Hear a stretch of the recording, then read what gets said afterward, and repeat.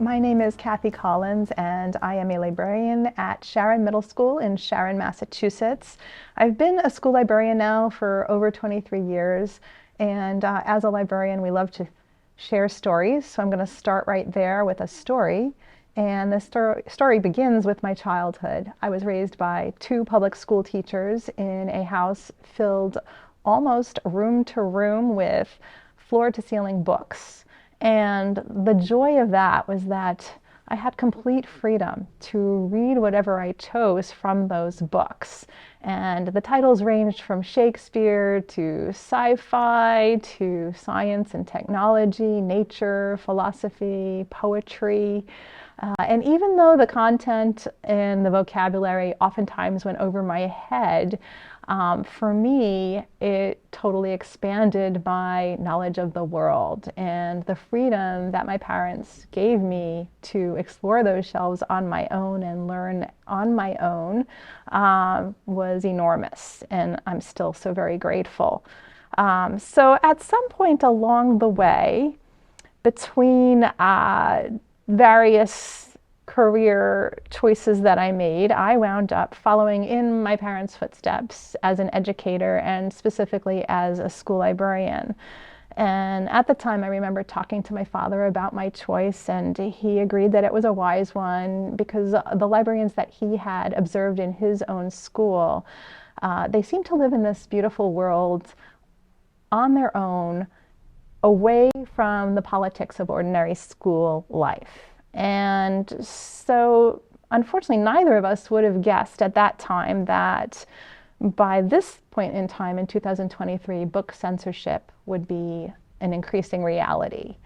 And unfortunately, school librarians now in parts of America are finding themselves under attack, oftentimes are losing their jobs, and for simply doing their jobs of providing young people with the freedom to learn.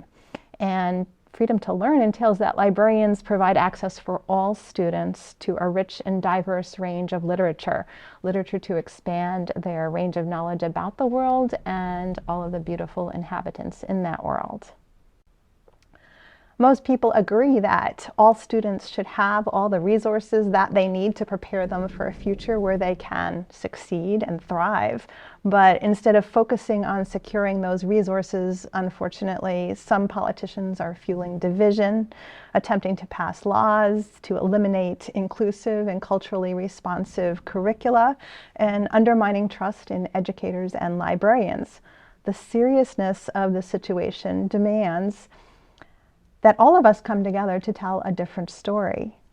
Students deserve an education that provides exposure to a wide range of topics and perspectives, including those that are controversial.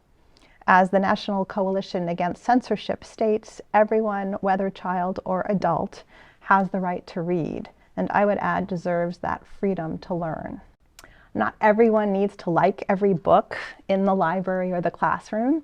Parents are certainly free to guide their own children in their reading choices, as well as to request alternative assignments in a class. But content-based objections that lead to a complete removal or restricted access to the material for all students infringe on every student's First Amendment right to read. For more information, I want to recommend everyone checking out the National Coalition Against Censorship's resource guide on First Amendment in schools. It's available on their website.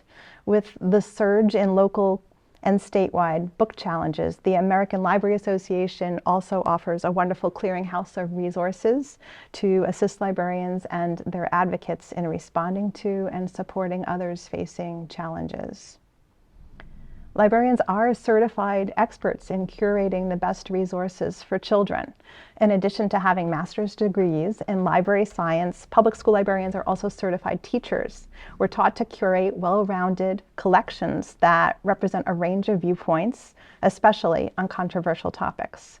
We refer to respected award lists, review sources, and other publications to inform our choices. Of the 2,500-something book bans last year, 96% were enacted without following the best practice guidelines put out by the American Library Association. My advice to other librarians and educators facing book challenges. Number one, be proactive. Make sure, especially if you're in a public school district, that you have a district-approved material selection policy. Number two, report the challenge, which leads to my number three, Mr. Rogers' words, find the helpers, look for support. ALA, AASL, Pan America, a wonderful organization called Every Library, and the National Coalition Against Censorship. Look to your state school library associations as well, which provide a lot of sample selection policies that you can view. Reach out to other educators, parents, and community members for help, and remember to take care of yourself during these very stressful times. Remember also the value that you bring to your community. Stand tall.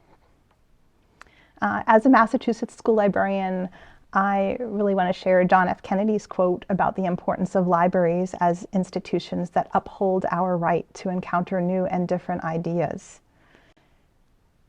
Then Senator John F. Kennedy said at a literary gathering in 1959, "If this nation is to be wise as well as strong, if we are to live up to our national promise and live up to our national destiny, then we need more new ideas for more wise men reading more good books in more public libraries.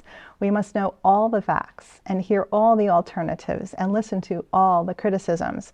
Let us welcome controversial books and controversial authors. For the Bill of Rights is the guardian of our security as well as our liberty."